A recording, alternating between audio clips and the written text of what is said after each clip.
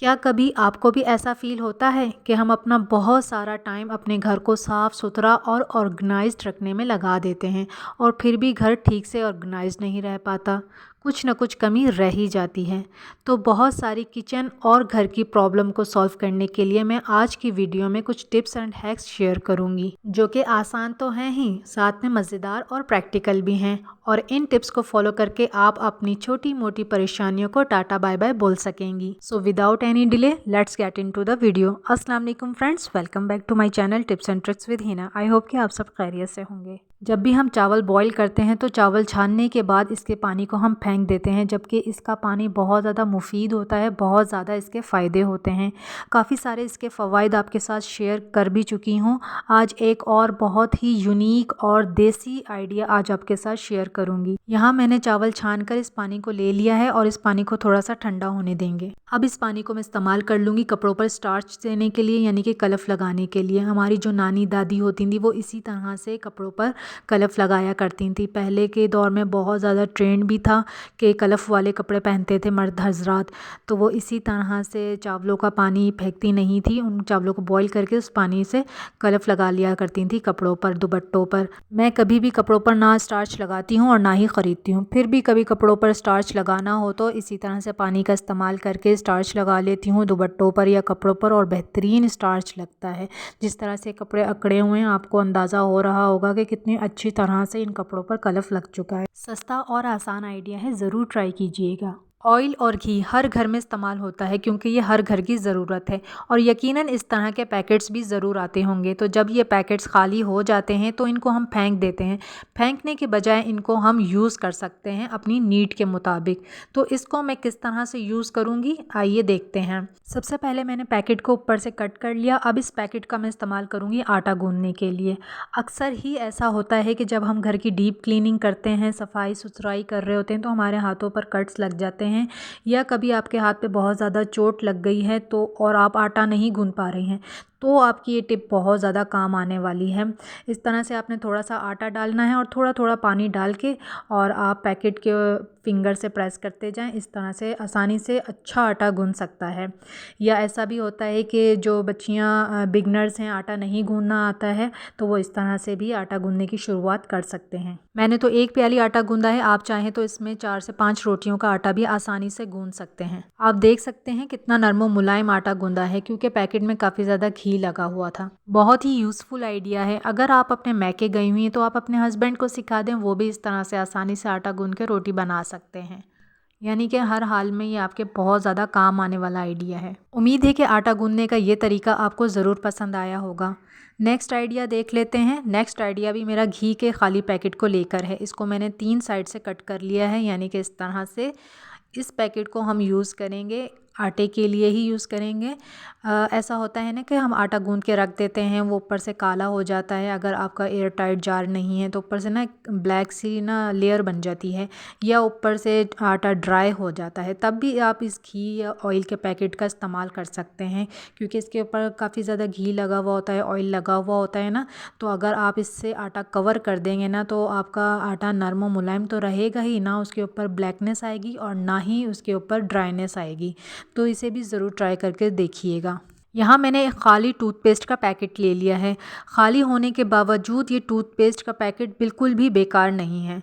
कैसे बेकार नहीं है, ये अभी मैं आगे आपको दिखाती हूँ कि इस खाली पैकेट को हम किस तरह से यूटिलाइज़ कर सकते हैं। तो सबसे पहले इसको मैं कट कर लूँगी। अब मैं आपको दिखाती हूँ कि इसके अंदर कितना ज़्यादा पेस्ट अभी भी मौजूद है। तो इसको भी हम क्यों ज़ाया करें, इसको भी हम यूज़ कर लेते हैं, क्योंकि ये थोड़ी सी क्वांटिटी का पेस्ट भी ना हमारे काफ़ी ज़्यादा काम को आसान कर देगा, हमारी जो चीज़ें हैं उनको बेहतर बना देगा। तो जैसे कि आप ये देख रहे हैं कि ये जूस के ग्लासेस हैं और प्लास्टिक के हैं। तो प्लास्टिक जो है ना वो डल हो जाती है और ना उनके अंदर स्मेल आने लग जाती है। जूस पीते हैं अच्छी तरह से वॉश करने के बाद भी ना इसके अंदर अजीब सी एक स्मेल सी रह जाती है, और प्लास्टिक के बर्तनों पर ना डलनेस आ जाती है। तो टूथपेस्ट का ये खाली पैकेट, इस पर जो पेस्ट लगा हुआ है ना, इसको हम यूज़ कर लेंगे इनको क्लीन करने के लिए। इससे 2 फ़ायदे होंगे। एक तो इससे बहुत ही अच्छी शाइनिंग आ जाएगी, ग्लास जो हैं वो चमक उठेंगे, और दूसरा ये होगा कि इसके अंदर जो स्मेल है ना हल्की फुल्की जो भी स्मेल है वो ख़त्म हो जाएगी। तो मैं आपको दिखाती हूँ कि इस खाली पैकेट ने क्या कमाल किया है ग्लासेस की डलनेस को ख़त्म करने के लिए और उनको रीशाइन करने के लिए। वॉश करने के बाद अब आप देख सकते हैं कितनी अच्छी तरह से ये साफ़ हो चुके हैं, रीशाइन करने लगे हैं। लग ही नहीं रहा कि ये वो पुराने ग्लासेस हैं। बहुत ही सस्ता बल्कि फ्री ऑफ कॉस्ट आइडिया है हमारे पुराने प्लास्टिक के बर्तनों को चमकाने का। नेक्स्ट आइडिया देख लेते हैं। यहाँ पर भी मैंने एक खाली वाटर बॉटल ले ली है। घर के इस्तेमाल की बॉटल्स भी हो सकती हैं या आपके बच्चे के स्कूल की बॉटल्स भी हो सकती हैं। इनकी डीप क्लीनिंग करना भी बहुत ज़्यादा ज़रूरी है। आमतौर पर हम इन्हें वॉश तो कर लेते हैं, नैरो होने की वजह से इनकी अच्छे से डीप क्लीनिंग नहीं हो पाती है। तो इनको डीप क्लीन किस तरह से कर सकते हैं, यहाँ पर भी मैंने पेस्ट का जो ऊपर वाला पार्ट था कैप वाला वो ले लिया है और उसके अंदर भी काफ़ी ज़्यादा पेस्ट लगा हुआ था। तो इसको मैंने यूज़ कर लिया। एक गिलास में पानी लिया और इसको मैंने डिज़ोल्व कर लिया। सारा जो पेस्ट था ना वो पानी के अंदर आ गया। अब इस पानी से मैं बॉटल को क्लीन कर लूँगी। और अंदर जो बॉटल के अंदर एक लेयर सी जम जाती है ना, ग्रीन सी काही सी एक अजीब सी मैली सी लेयर जम जाती है। तो उसको क्लीन करने के लिए ना मैंने इसी पैकेट के छोटे छोटे से पीसेस कट कर लिए और इसके अंदर डाल के अच्छी तरह से हम शेक कर लेंगे। इस तरह से अच्छी तरह से आपने इसको 5-6 मिनट शेक करना है ताकि अंदर जितनी भी कोई लेयरिंग बनी हुई है गंदी सी वो ख़त्म हो जाए। इससे ये फ़ायदा होगा कि एक तो अंदर से डीप क्लीनिंग हो जाएगी, बॉटल्स के अंदर जो स्मेल हो जाती है वो भी ख़त्म हो जाएगी और शाइनिंग भी आ जाएगी। पुरानी बॉटल्स आपकी चमक उठेंगी। तो देखें आप कितनी अच्छे से क्लीन हो गई, स्मेल फ्री हो गई हैं और न्यू लग रही हैं। टूथपेस्ट के अंदर क्लीनिंग एजेंट होने के साथ साथ इसकी फ्रेगनेंस बहुत ज़्यादा रिफ़्रेशिंग होती है, जिससे बॉटल्स डीप क्लीन तो होती ही हैं बल्कि स्मेल फ्री भी हो जाती हैं।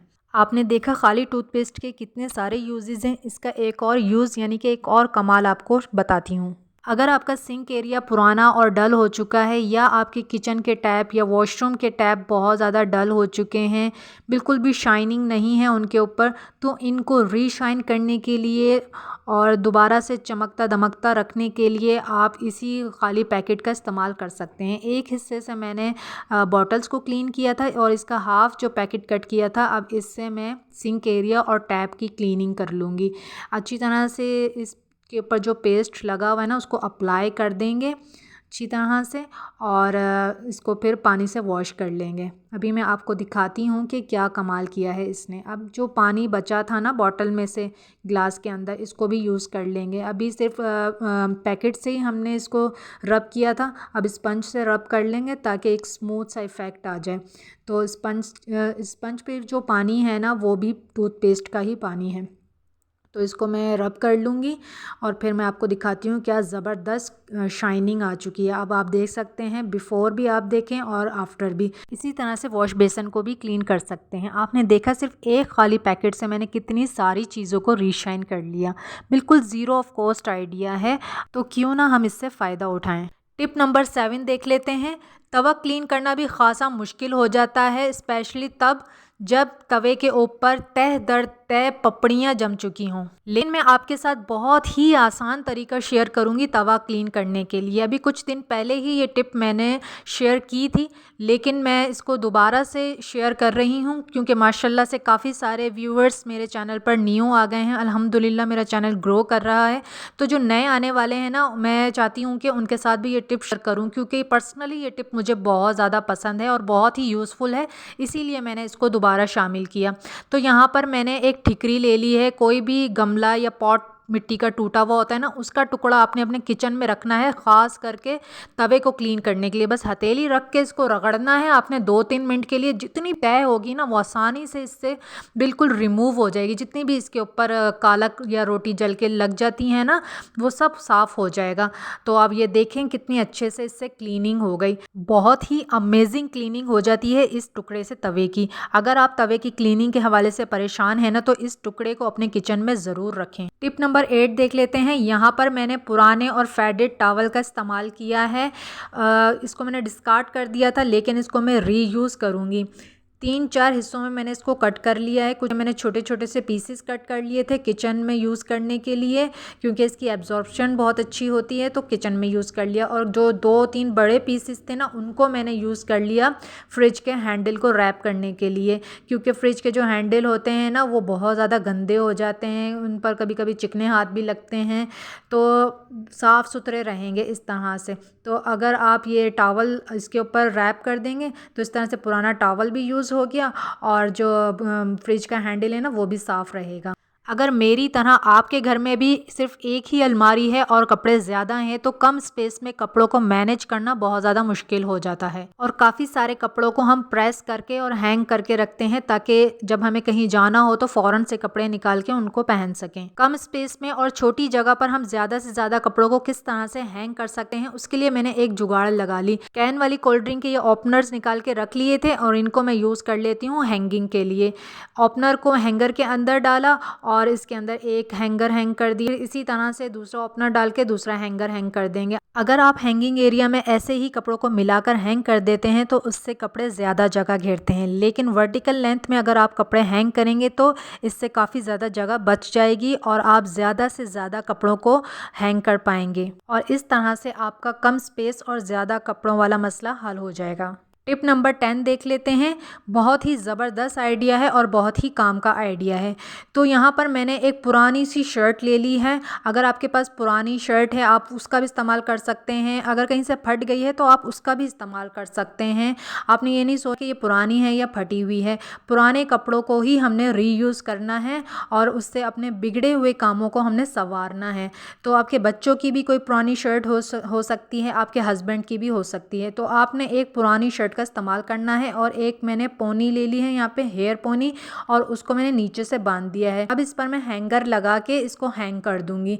बहुत ही ज़बरदस्त और यूज़फुल आइडिया है। जिनके घर छोटे हैं ना, स्पेशली उनके लिए बहुत ही काम का आइडिया है। तो यहाँ पर कोई भी गत्ता ले लें या कोई भी कॉपी या बुक पुरानी जो आप समझते हैं कि यूज़ नहीं होती है, उसको लेना है और शर्ट के अंदर इस तरह से फिक्स कर देना है। अच्छा, जो ये नीचे पोनी लटक रही है ना, इसको आप चाहें तो छुपा भी सकते हैं, यानी कि उसको उल्टा करके आप फोल्ड कर दें। मैंने इसलिए कर दिया ताकि आपको आइडिया रहे कि ये हमने किस तरह से फोल्ड किया है। यहाँ से इसकी जगह आप कोई रबर बैंड का भी इस्तेमाल कर सकते हैं। तो यहाँ पर देख लीजिए मैंने कितने सारे कपड़ों को इसके अंदर रख दिया। ये हमारी एक तरह से आप समझ लें कि अलमारी की तरह बन गई है।